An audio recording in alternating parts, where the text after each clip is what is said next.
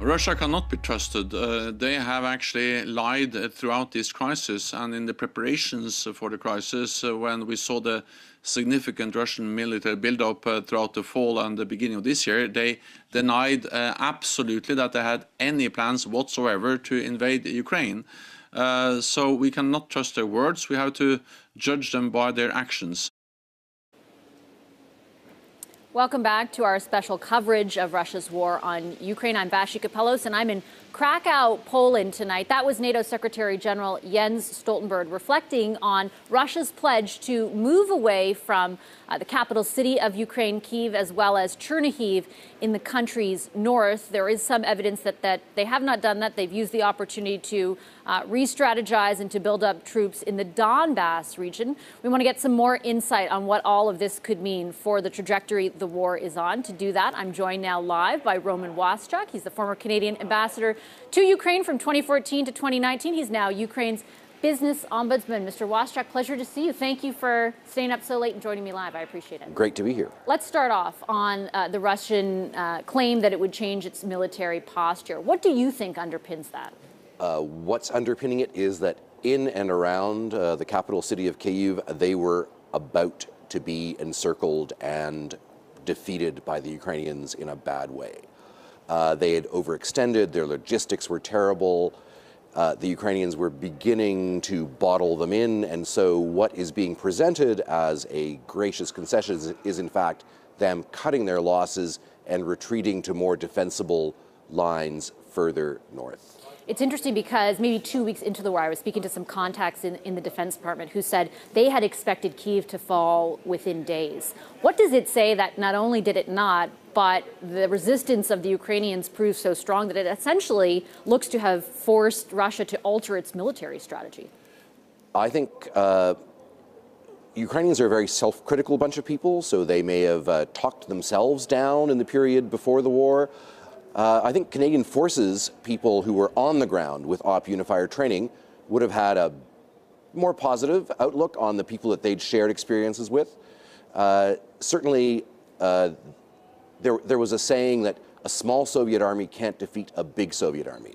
But the Ukrainian military is not fighting as a Soviet army. They're being very flexible.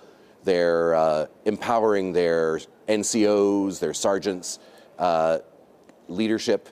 So they're surprising themselves and they're surprising the world, and the Russians are feeling some of that pressure, but their control of areas such as rocketry and cruise missile launches gives them a way of terrorizing people even if they can't defeat them on the ground. And I think from the people we've been speaking to and interviewing on the program the past 2 nights, what stands out is though Russia is saying we're going to scale down, really it's just almost like a rescaling, like a repositioning. And when they had made the claim that they were going to scale back, they said it was in an effort, it was the Deputy Defense Secretary, Minister, I believe, in an effort to kind of promote goodwill in the negotiations that were taking place. If in fact they're just repositioning, what does that mean for the negotiations? Like, do you believe there is a political solution to be had?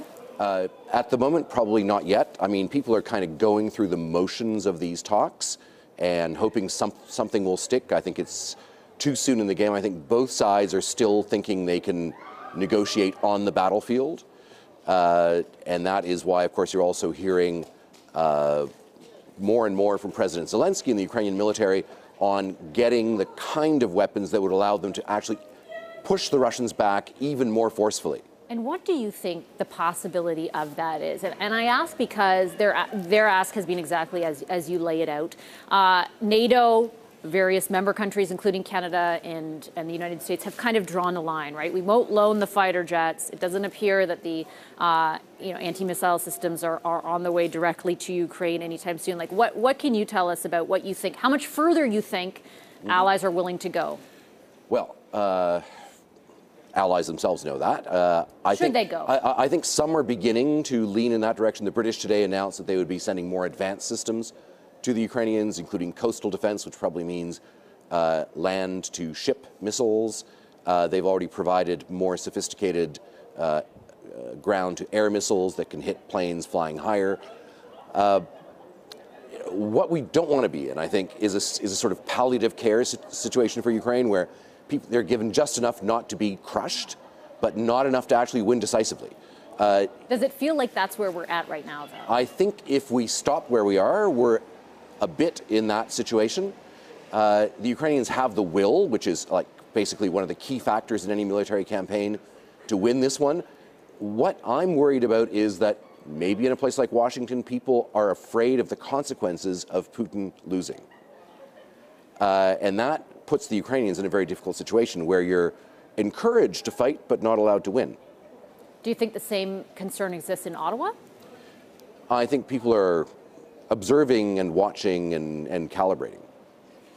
There is also, as part of those negotiations, a detailed proposal Ukraine released just a few days ago, part of which includes them saying, the country saying that they would refrain from joining NATO, for example, or a formal military alliance, but rather have a few countries, or up to 4, they named, act as guarantors of security for them. One of those countries is Canada. Yes. What do you think the likelihood of that is?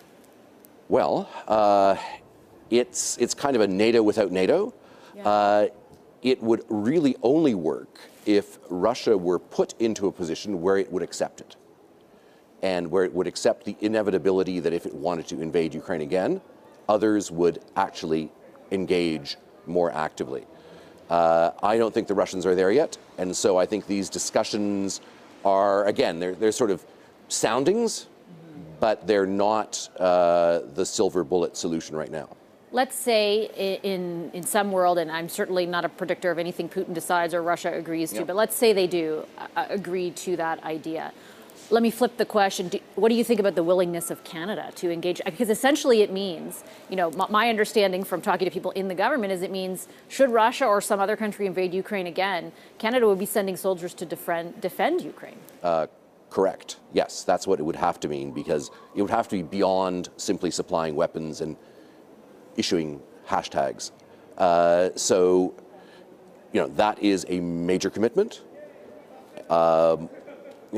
If you say we stand with Ukraine, maybe it ultimately will have to mean standing with Ukraine. That carries costs. But doing that with a chastened Russia is, of course, much more reasonable than doing it with a Russia that feels vindicated in its aggression. Before I let you go, I do want to ask you about the Russian position as it stands, and specifically this idea that the U.S. has intelligence, for example, that Putin isn't even getting the full story of how his military is failing in certain instances. What exactly does that tell you? And though, Russia, assess for us, if you could, Russia's relative strength. Russia, it turns out to have a kind of Potemkin army to a large extent. They've tried to bring in reinforcements. They brought some in from South Ossetia. They all deserted and went back to South Ossetia yesterday. So they have a real problem with humans. They're not good on the human side. But they do have the explosive materials.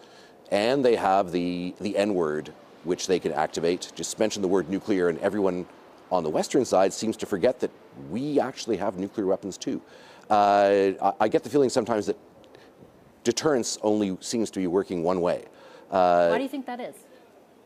We are naturally risk averse and don't want escalation, but it means then that the side that is more willing to threaten almost automatically gets its way. And if this were soon to apply to a country like Finland, which is soon to apply for NATO membership, if Russia says, no, we are going to forcefully prevent Finland from joining NATO, what do we do then?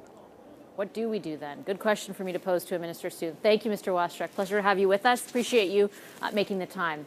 That's Roman Waschuk. He's a former Canadian ambassador to Ukraine from 2014 to 2019 now, Ukraine's business ombudsman.